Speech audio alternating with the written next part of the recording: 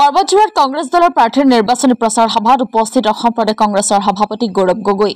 আসন্ন বিটিচি পৰিষদীয় নিৰ্বাচন সময় ক্ৰমান্বয়ে চমু চাপি অহাৰ লগে লগে আজি পৰ্বতজোৰা জিলা কংগ্ৰেছৰ উদ্যোগত দেৱীতলা হাইস্কুল খেলপথাৰত এক নিৰ্বাচনী প্ৰচাৰ সভাত উপস্থিত হয়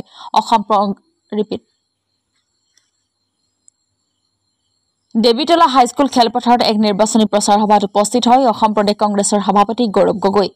আজি শুক্ৰবাৰ বিয়লি আনুমানিক 2:30 বজাত দেৱীতলা হাইস্কুল খেলপথাৰত পৰ্বতজোৰা জিলা কংগ্ৰেছৰ উদ্যোগত আয়োজিত নিৰ্বাচনী প্ৰচাৰ সভাত উপস্থিত হৈ প্ৰথমে শাসকীয় বিজেপি দলৰ ক্ষুৰধাৰ সমালোচনা কৰে। লগতে বিটিচি পৰিষদীয় নিৰ্বাচনত কংগ্ৰেছ দলৰ মনোনীত প্ৰাৰ্থী সহেন কুমাৰ ব্ৰহ্মক উপস্থিত ৰাইজক ভাৰতীয় জাতীয় কংগ্ৰেছ দলক ভোটাধিকাৰ সাব্যস্ত কৰিবলৈ আহ্বান জনাই লগতে বিটিচি পৰিষদীয় নিৰ্বাচনত যুদ্ধ এখন হ'ব বুলি দৃঢ়তাৰে নিজৰ ভাষণত উল্লেখ কৰে।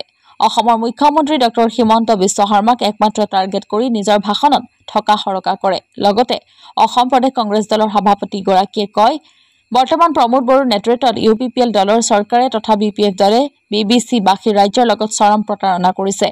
আজিৰ নিৰ্বাচনী সভাত সংঘ ধুবুৰীৰ সাংসদ ৰকিবুল হুছেইন, দক্ষিণ হালমৰা সমষ্টিৰ বিধায়ক ৱাজেদ আলী চৌধুৰীকে আদি কৰি ভালে সংখ্যক নেতৃবৃন্দ উপস্থিত থকাৰ লগতে কেইবা সহস্ৰাধিক দলীয় কৰ্মী সমৰ্থক ৰাইজৰ উপস্থিত থাকি নিৰ্বাচনী প্ৰচাৰ সভাখন সাফল্যমণ্ডিত কৰে।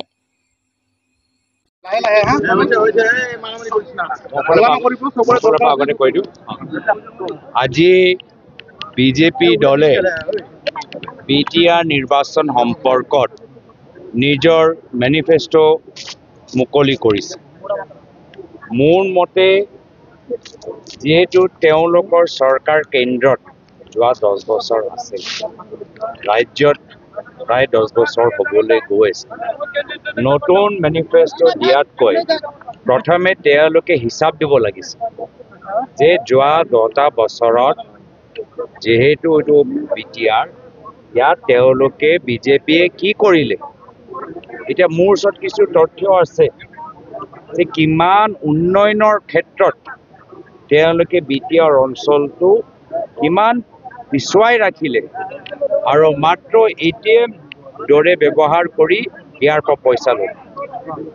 এতিয়া এটা কোকৰাঝাৰে কথা, কোকৰাঝাৰ RNB চিভিল হস্পিটেলৰ গোটেই সুবিধাবোৰ এতিয়া মেডিকেল কলেজলৈ লৈ যোৱাৰ কাৰণে এতিয়া মানুহবোৰ কোকৰাঝাৰ RNB চিভিল হস্পিটেলত কোনো ধৰণৰ সুবিধাবোৰ নাপায়, দূৰলৈ যাবলৈ।